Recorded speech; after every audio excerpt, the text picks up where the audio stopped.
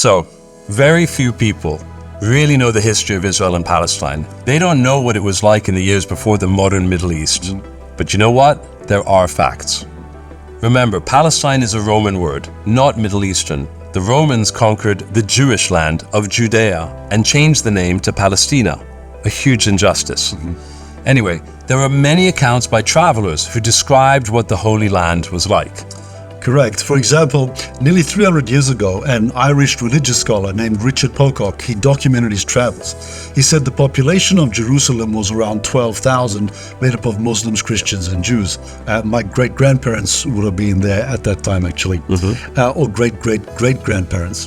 For the main city in the region, that was not a large population. Yeah, in the 1750s, a Swedish doctor, Frederick Hasselquist, described the land as uncultivated and almost uninhabited. He said there were around 8,000 visitors a year, half from Europe and the other half were Jews from quote-unquote all quarters of the world.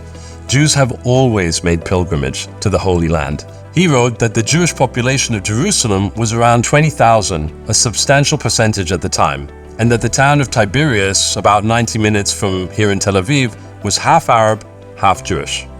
In 1820, a British diplomat called William Turner visited the region, and he said that, as well as Tiberias and Jerusalem, there was a Jewish community in the town of Acre on the coast, and in the town of Tzfat or Safed, there was about 1,000 houses, with a bit over a third being Jewish. Now, Tzfat's been there for more than 5,000 years. In fact, the name means a lookout in Hebrew. Yeah, in 1858, a Christian theology student, Felix Bovet, visited the land and said it was a dreary and desolate landscape that is sparsely inhabited. And in 1867, Mark Twain visited the Holy Land.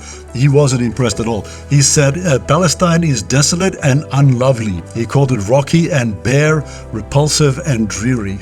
He did get a Bible, though, with the word Jerusalem engraved in the cover in Hebrew, which you can check out right here. In 1875, the reports of 13 other travelers were combined by an American economist, and all of them say that Palestine was a desolate and underpopulated place.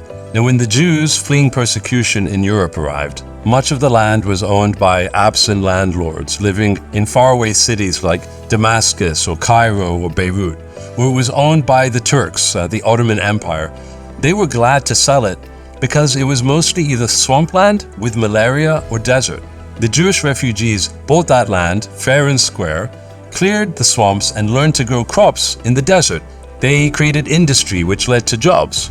And ironically, a lot of today's Palestinians are the great-grandchildren of Arabs that moved to Palestine because of those jobs. They weren't indigenous, they were migrants. But that's okay as long as we keep it real and stick to the facts. Yeah, so the lie that's going around saying Jews are colonialists and Palestine is an Arab land, well, now you know the truth. For hundreds of years, the land was mostly empty. The Jewish nation started here and has always had a presence. And Jews have always come on pilgrimage to see their ancestral land. Yeah, Arabs didn't visit this desolate place. They made their pilgrimage to Mecca, the homeland of the Arabs and Islam. And that's the real story of the Holy Land.